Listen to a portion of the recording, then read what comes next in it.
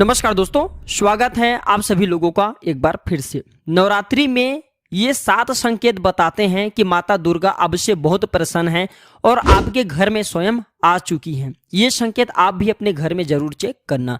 नवरात्रि के पूरे 9 दिन देवी माँ को प्रसन्न करने का सबसे अच्छा समय माना जाता है। इस समय किए गए आराधना और पूजा पाठ का फल बहुत ही जल्द प्राप्त होता है। नवरात्रि में माँ दुर्गा चैतन्य होती, इसलिए इन दिनों में की गई सच्ची भक्ति का परिणाम माता दुर्गा हमें तुरंत दिखा देती हैं। इस समय गलत कर्म करने से चैतन्य होने के कारण माता अगर हम बुरा कर्म करें तो बुरा परिणाम भी तत्काल दिखाती एवं दंडित भी करती हैं। नवरात्र के पूरे 9 दिन हमें पूर्ण रूप से सात्विक विचार से रहना चाहिए। हमें 9 दिनों तक कपट, छल, ईर्ष्या और द्वेष आदि का परित्याग कर देना चाहिए।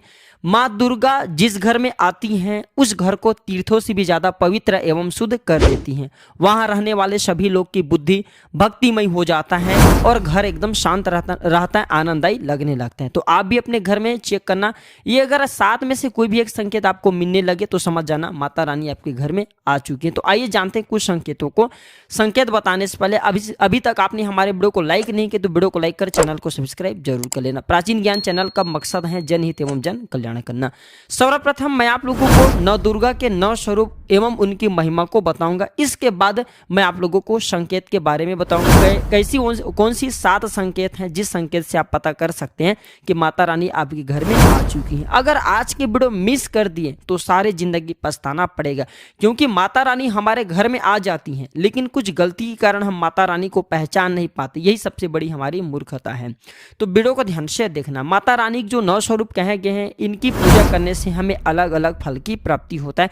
ये जानकारी सबसे पहले जानते हैं, क्योंकि आप में से अधिकतर लोग वीडियो को देख रहे हैं, उन्हें नव दुर्गा माता की पूजा करते हैं, लेकिन उनके जो 9 स्वरूप हैं उनकी पूजा करने से कौन सी फल की प्राप्ति होता है इनके बारे में उन्हें पता नहीं होता। तो सारी जानकारी विस्तार से बताऊंगा। अगर आप माता रानी के सच्चे भक्त हैं तो वीडियो को पूरा जरूर देखना, ध्यान से देखना और कमेंट बॉक्स में जय माता दी जरूर लिखना।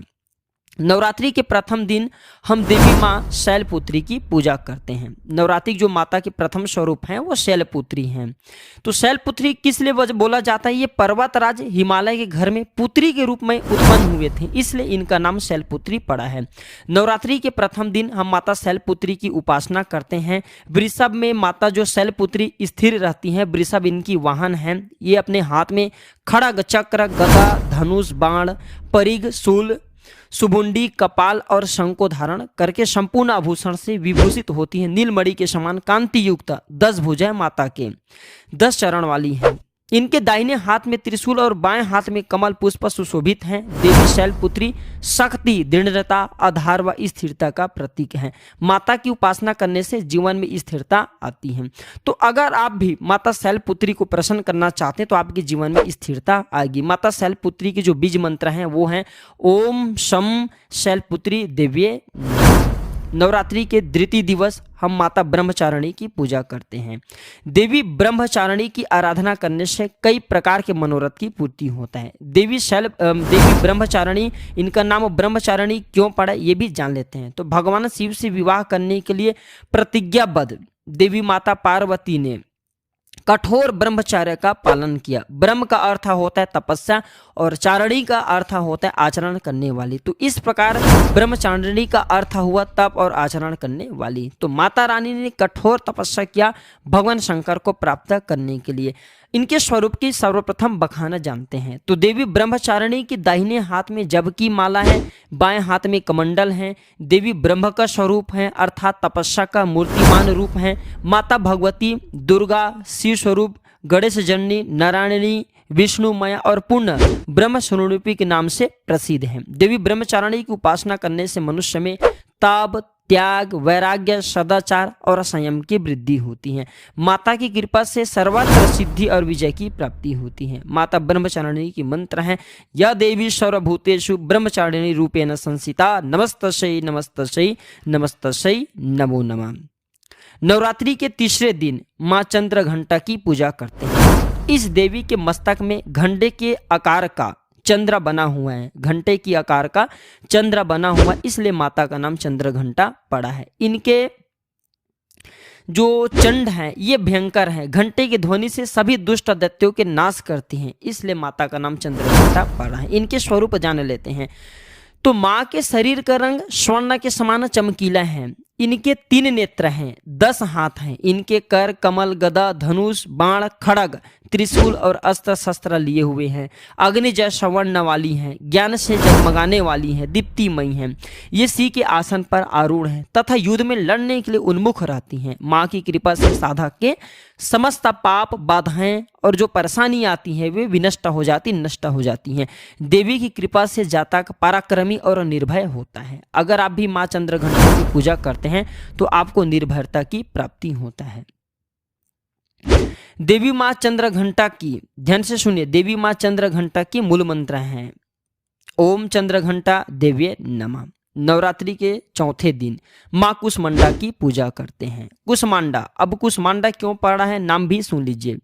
जो माता कुष्मांडा है ये हंसने मात्र से अंड का निर्माण करती हैं, अर्थात ब्रह्मांड का निर्माण करती हैं, ब्रह्मांड को पैदा की हैं।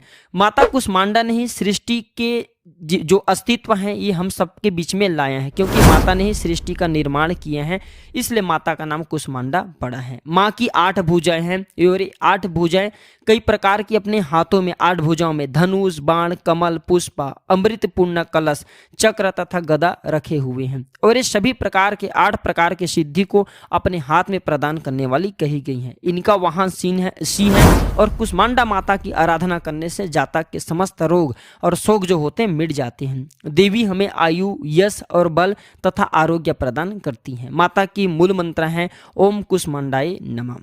नवरात्रि के 5वें दिवस माता स्कंद माता की पूजा करते हैं। शैलपुत्री ने ब्रह्मचारिणी बनकर तपस्या करने के बाद भगवान शिव से विवाह किया। तदंतर स्कंद उनके पुत्र बने, अर्थात कार्तिकेय जो है उनके पुत्र बने, इसलिए माता स्कंद माता कहलाई। स्कंद महाराज को, स्कंद भगवान को अपने गोद में हमेशा बैठा हुए माता रहती हैं, इसलिए इसका नाम स्कंद माता पड़ा है। देखिए, मैं इनके स्वरूप की बखान करना चाहूंगा। अभी तक जय माता दी नहीं लिखे तो जय माता दी जरूर लिखना। मैं कामना करूंगा माता रानी नवरात्रि में आप सभी दर्शकों के सभी प्रकार की मनोकामना को पूर्ण करे। स्कंद माता की दाहिनी भुजा में कमल, बाईं भुजा में वर मुद्रा है। इनकी 3 आंखें हैं, 4 भुजाएं हैं। वर्ण पूर्णता शुभ्र कमल के समान है। ये कमल पर विराजमान के समान इनके शरीर में कांतिमय हैं। इनके शरीर एकदम से चमकीले हैं। इनके, ध्यान से सुनिए, इन्हें कई प्रकार के नाम से जाना जाता है। इन्हें पद्मासन देवी भी कहा जाता है। अब स्कंद भगवान इसके गोद में है, इसलिए स्कंद माता भी कहते हैं। और इस माँ की उपासना करने से समस्त इच्छा की पूर्ति होती है और परम शांति की, परम सुख की अनुभव होती है। भक्तों को अभीष्ट वस्तु की प्राप्ति ये स्वयं कराती हैं। जो भी आपको वस्तु चाहिए इनकी पूजा करने से, आराधना करने से सभी प्रकार की वस्तु की प्राप्ति होती है, ऐश्वर्य मिलते हैं। अगर आप माँ स्कंद की पूजा करते हैं तो ऐश्वर्य की प्राप्ति होता है, सभी प्रकार की सिद्धियों की प्राप्ति होता है। आइए जानते हैं माता की मूल बीज मंत्र। ओम देवी स्कंद माताये नमः, ये माता की मूल बीज मंत्र है। इसके बाद नवरात्रि के 6ठे दिन देवी कात्यायनी की पूजा करते हैं। माँ दुर्गा के 6ठे रूप को माँ कात्यायनी के नाम से जाना जाता है। महर्षि कात्यायन की कठिन तपस्या से प्रसन्न होकर उनकी इच्छा अनुसार उनके यहाँ पुत्री के रूप में पैदा हुई थी। महर्षि कात्यायन ने इनका पालन पोषण किया था, इसलिए माता का नाम कात्यायनी पड़ा है। अब इनके स्वरूप जान लेते हैं। तो माँ कात्यायनी का स्वरूप अत्यंत दिव्य और स्वर्ण के समान चमकीला है। ये अपनी प्रिय सवारी सिंह पर विराजमान रहती हैं। इनकी 4 भुजाएं हैं। ये भक्तों को वरदान देती हैं। इनके एक हाथ अभय मुद्रा में है, दूसरे हाथ वर मुद्रा में है और अन्य हाथों में तलवार तथा कमल फूल लिए हुए हैं। माता की भक्ति जातक को अर्थ, धर्म, काम और मोक्ष चारों फल प्रदान करती हैं। साधक अलौकिक तेज और प्रभाव से युक्त हो जाता है इनकी पूजा करने के बाद। माता के जो मूल बीज मंत्र है वह इस प्रकार से हैं। ओम देवी कात्यायनी नमः, इस मंत्र का जाप करके माता को प्रसन्न कर सकते हैं। नवरात्रि की सप्तमी तिथि, नवरात्रि के 7वें दिन माता कालरात्रि की पूजा करते हैं। जी हाँ, माता कालरात्रि की उपासना करते हैं। संपूर्ण प्राणियों की पीड़ा हरने वाली, अग्नि भय, जल भय, जंतु भय, रात्रि भय को दूर करने वाली, काम, क्रोध और शत्रु के नाश करने वाली, काल की भी रात्रि विनाशनी होने से देवी का नाम कालरात्रि पड़ा है। माता के स्वरूप हैं। माता के शरीर का रंग काला है, बाल बिखरे हुए हैं, गले में मुंड माला है, 3 नेत्र हैं, हाथ में गदा पकड़े हुए हैं, दाहिने हाथ वर मुद्रा में, दूसरे हाथ अभय मुद्रा में हैं। बाईं हाथ में लोहे का कांटा और नीचे वाले हाथ में कटार रखे हुए हैं। इनकी पूजा करने से सभी पापों से मुक्ति, दुश्मनों का नाश और तेज बढ़ता है। माँ अपने भक्तों को सभी प्रकार के कष्टों और भय से मुक्त करती हैं। माता के जो बीज मंत्र हैं, ओम एम ह्रीम क्लीम चमुंडाय विच्छे, इस मंत्र का जाप करने से माता बहुत ही प्रसन्न होती हैं। या फिर ओम कालिके नमः, इस मंत्र का भी जाप कर सकते हैं। नवरात्रि के अष्टमी दिन, नवरात्रि की जो अष्टम स्वरूप कहे गए हैं माँ महागौरी, माँ दुर्गा की जो अष्टमी स्वरूप हैं ये महागौरी हैं। हिमालय में तपस्या करते समय गौरी का शरीर धूल मिट्टी से ढककर मलिन हो गया था, जिससे शिव ने गंगा जल से धो करके मल को बाहर निकाला, मलिन शरीर को गौण वर्ण प्रदान किया, इसलिए माता का नाम गौरी पड़ा है, महागौरी पड़ा है। इनके स्वरूप जान लेते हैं और इनकी पूजा करने से क्या फल प्राप्त होते हैं, आइए जानते हैं। कमेंट बॉक्स में फिर से कहना चाहूँगा, जय माता दी नहीं लिखे हैं तो जय माता दी लिख देना। तो देवी माता के स्वरूप कुछ इस प्रकार से हैं।